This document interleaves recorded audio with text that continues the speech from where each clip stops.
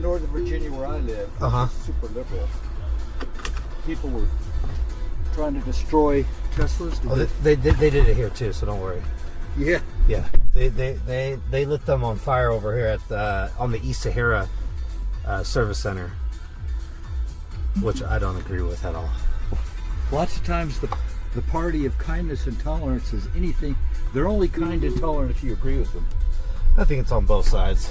I don't know. I don't see. My side has the guns, and I don't see us being violent. When is the right burned down cities? When is the right gone after firebomb somebody's products? I don't know. I saw January 6th is a little bit different, but I was there actually. And yeah, there were some idiots, but I guarantee you. In fact, it's interesting. The Washington Post, which is a conservative newspaper in Washington, had a lot of reporters at the BLM riots. And I think most of the... First of all, years ago, my wife and I moved to Seattle. We were amazed that there were ads for paid activists. And I think George Soros and all that pay a lot of these guys who are actually hoodlums. And they're not even ideological. They just want to be hoodlums, you know? And so... reporters who were at a lot of the George Floyd riots, and by the way, the whole George Floyd thing was a lie. His throat was not crushed. He had enough fentanyl to kill multiple men. So that's completely false. Did you follow the story? Yeah, Did you read the court records? Yes. So the court records show that the I forgot what the proper medical term was, but it was the medical coroner did say that he had his air cut off on him from the knee. Just because you're asphyxiated on drugs doesn't necessarily mean that you can be suffocated. Well, the first thing he said to the cops before anybody even touched him was, "I can't breathe, I can't breathe." So in either case, whether he was convicted by a jury of his peers, a medical examiner. Yeah, and they let a bunch of hoodlums be outside the courtroom intimidating everybody. I mean, how is that? That's right? Protesting. Okay, man. Well, you and I just have a different way of looking at the world. No, I know, but I'm just saying, like you have a different way of January 6th than a lot of people do. Okay, let's say you're the defendant, and there's a bunch of people out there that you wouldn't believe that's intimidating the jury. I mean, yes, you can protest, but while the jury's deciding it, or while the court case is going on, I mean, jury intimidation is illegal. That's protesting. If they're outside the courthouse protesting, but if the effect is to intimidate the jury, then that's not fair. But you can call anything intimidation. You can call a mass amount of people that are outside a courthouse intimidation. I mean, there's so many things that you can take into context. These are people that are violent, that killed people and burned down cities. So anyway, I think you and I just have different worldviews, man.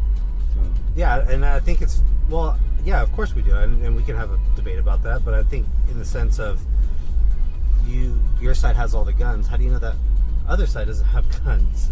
Well, just because we protest on gun control, or they try to have a reasonable, regulation or legislation on saying, hey, look at background checks on everybody, which I agree upon. I don't agree upon all of the regulation. So, for example, I think if you're a non-violent criminal and you've done your time and you did your restitution and pay for it, I think you should get your gun rights back.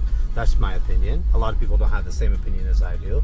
But I think background checks and then that opinion on gun rights, to have people get their gun rights back. If they're non-violent, they did their, let's say, parole, or they did their probation, they paid their fines, I believe that they should get their gun rights back. That's just my opinion. I can understand that. Listen, I'm pretty libertarian. I'm all about our civil rights, including right to free speech, which is a whole nother discussion. Yeah. But it's like, for example, I love Google's products, but I hate the company. And I agree with RFK. He who censors is never on the right side of the tree. Like the whole COVID thing, I think that was just... I believe one lie after another. I believe COVID, and I'm going to take a different stance. I think it was almost created in a lab, and then the lab leaked, and that's my opinion. Absolutely. That's just my opinion. I don't know. It was illegal. That's why. I haven't seen, I haven't dug really into it, but I mean, That's just my opinion. Well, but I think the lab leaked it, in my opinion. But I just don't know. Well, most intelligence agencies have come around to have that same view, too. People who can do more research than you and I, right? Yeah. So, Well, and not only that, but I think people who have a little bit more intelligence that are privy to some information that we're not.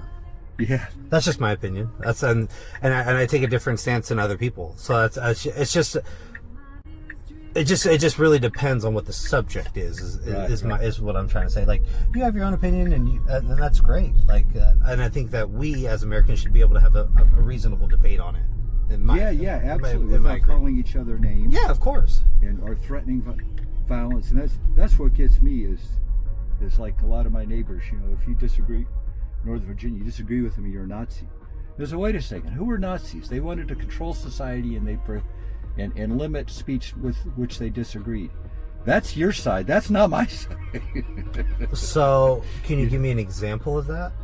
Yeah, like during COVID, for example. I mean, I post a lot of stuff on social media. No, I know that, but can you give me an example of we limiting free speech?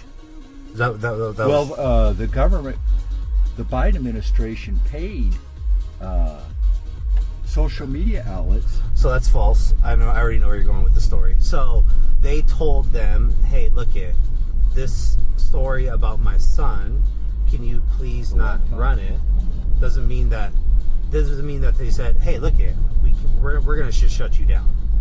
So they specifically said it's about the son, about his drug addiction, and then they were going to post pictures. Like, for example, they had hearings on that, to where one of the representatives actually posted revenge porn on Hunter Biden, which I don't agree with. Like, the whole addiction thing is like a different subject for me. It's very sensitive to me in that matter. But to put that out there, I would agree. That's the line. That's just crossing the line, right? Like, now, if you want to get into the facts of some other things, Hunter's not running for office. Correct, right? and that's my whole point, is that whole situation. But it was about him in that situation of that story.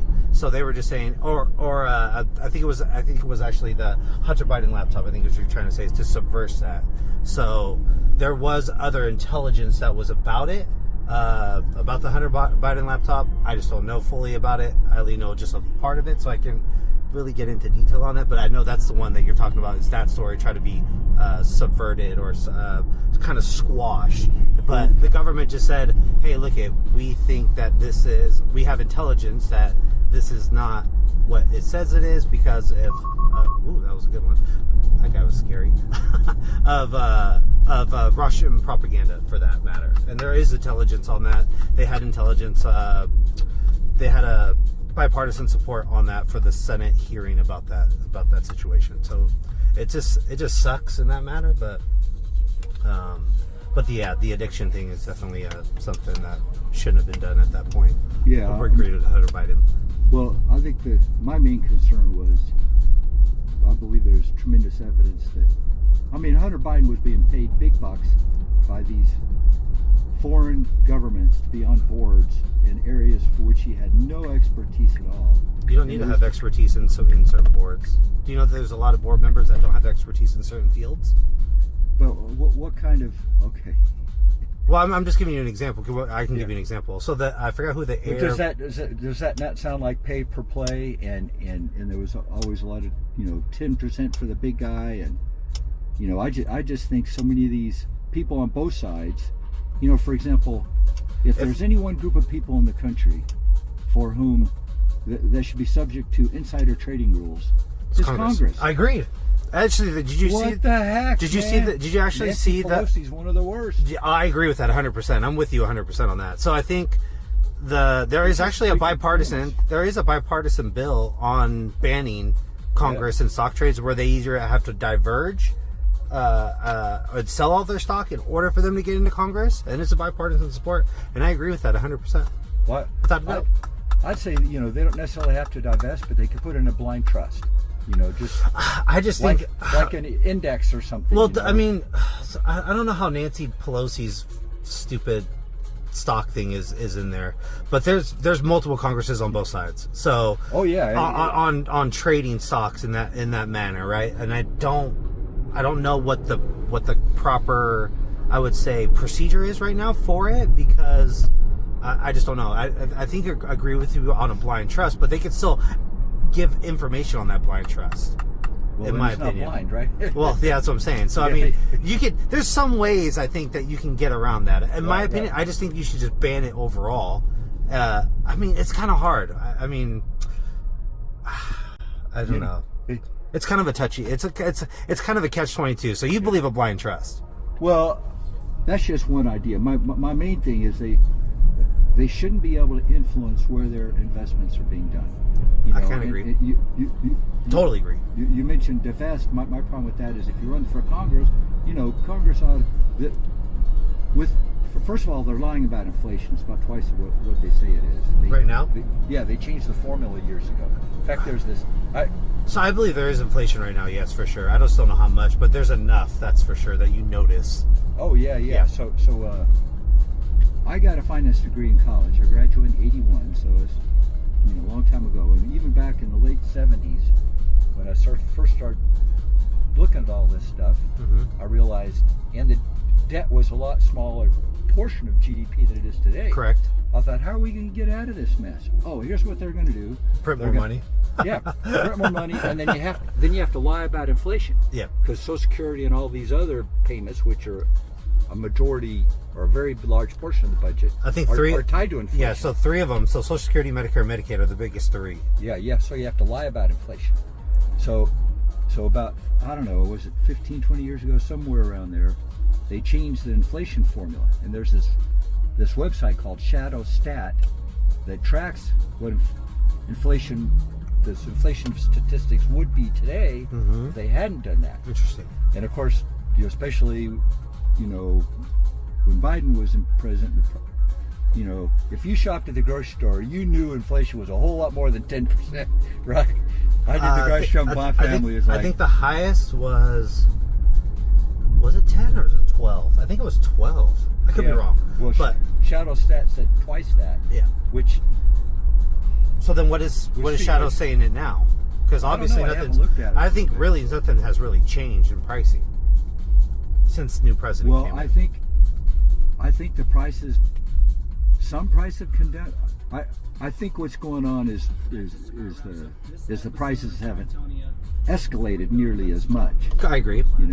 So that's the problem. Once you build inflation in, it's almost impossible to wring it back at us. Then do you believe that Bitcoin could be a better currency or sound money than it is than the dollar? Because gosh, you could sure make a good case for it. Right? Okay, good. I was trying to see if we're on the same page. Because I mean, if you have a fixed amount of coins, right, which is 21 million, and you can't produce any more of those coins, like you can't print dollars, do you think it could be considered a better sound money than it is from the dollar? But then how do you equivocate and put a value on Bitcoin and compare it to a dollar? Well, just supply and demand, right? That's true. But how can Bitcoin get its value without the dollar? Well, I mean, it could be the dollar is our medium of exchange, correct, right? So it could be versus the pound or the yuan or whatever. Yeah. So, yeah. Are you familiar with Mark Moss? You know what? It sounds familiar. I think so. He's a tech guy. I think I know he's a tech guy. And he's well. Let me back up a little bit. I'm pretty good at corporate finance. I've been a CFO for many years. Okay. I mean, I'm not like, a super duper Wall Street trader, know all the intricacies, but I'm pretty good compared to most people. Okay. But I didn't know a lot about personal finance until I joined this insurance agency I'm part of. So I was here for this conference. Yeah. A convention where the largest broker for the largest indexed universal life company. Are you familiar with Universal Life? Yes, insurance? I am. Yes.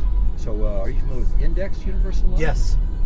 So, you were ahead of me because I'd never heard of it. I've heard of them. I just can't divulge into it on what it is. I just heard a little bit about it. Yeah. So it's amazing. So we're the number one broker for the number one issuer of Universal Life. Okay. And so of course Universal Life is amazing. So the brilliance of it Mm-hmm. is you can invest in index and even get accentuated gains, like maybe 200% of the S&P 500, for Okay. example, something like that. Mm-hmm. And you get all the gains, but none of the losses. If it's a loss, you get zero. Interesting. So you don't get the 5% you might have gotten otherwise. Okay. But you get zero, which is, and so if let's say you have $100 Okay. and your investment goes down a third, how much do you have?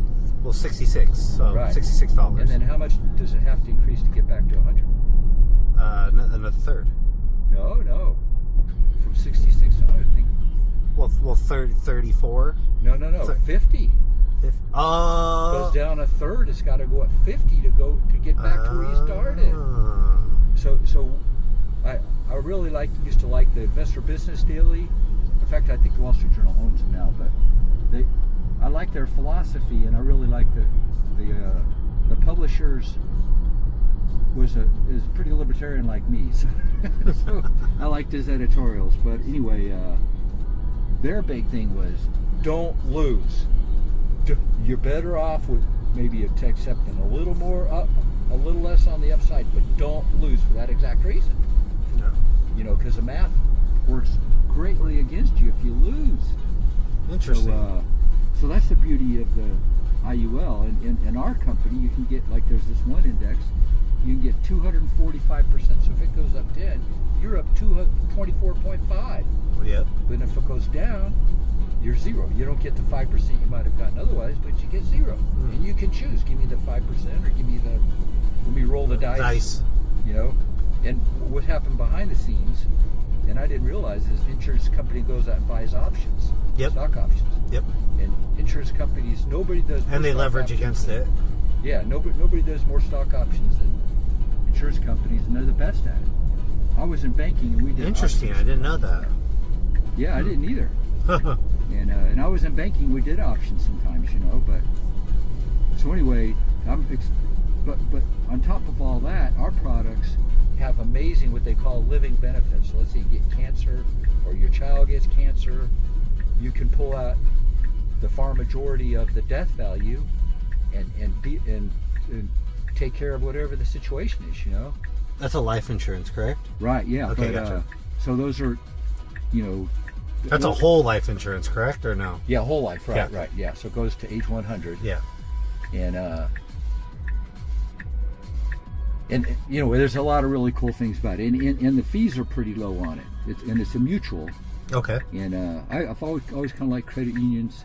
I mean, I am no socialist, but I do like mutual, like credit unions and all that, where they're focused on Communities. on doing things for the benefit of the customer instead of. And again, I'm no socialist, but instead of focus on shareholders. So I agree. You know? So, and less times they don't have to pay as much tax either. So that helps. Right. I agree with that too. And actually, it's funny. I remember years ago, I was at a bank, and we went to this seminar put on by the brokers. What these brokers would do is they'd buy bonds, and they would chop up the cash flow of the bonds. Interesting. Or, like for example, let's say it was a bond based on mortgages. Mm-hmm. So you could buy the chunk of cash flows, the principal repayment from years 1 through 5, Mm-hmm. 1 through 10, and the principal repayment from 10 through the end, or the interest 1 through 5. Mm-hmm. So how do you even? I mean, I could create a model. You probably could too, and we could, you know, come up with a theoretical value. But I mean, in truth, who the heck knows? Yeah. Only God knows what's happening interest rates, right? And all that. So. Well, I'm hoping we get an interest rate cut in September. I hope so. Yeah, I think. Even if it's a quarter point. Even if it's a quarter point. Yeah, just something. send a signal, right? Yeah, just send us something. So That's what I agree. Hey, but the main thing, my main passion is I'm a Bible-believing Christian, and I wish I had something to share with you. I passed out these app cards that had to get a Bible app, but I gave Passages. them all away. I gave them all away. But For all the sinners here. hey, man.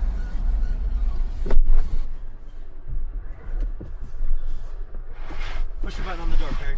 Grab the handle, push the button. Oh, I see. Okay. My foot.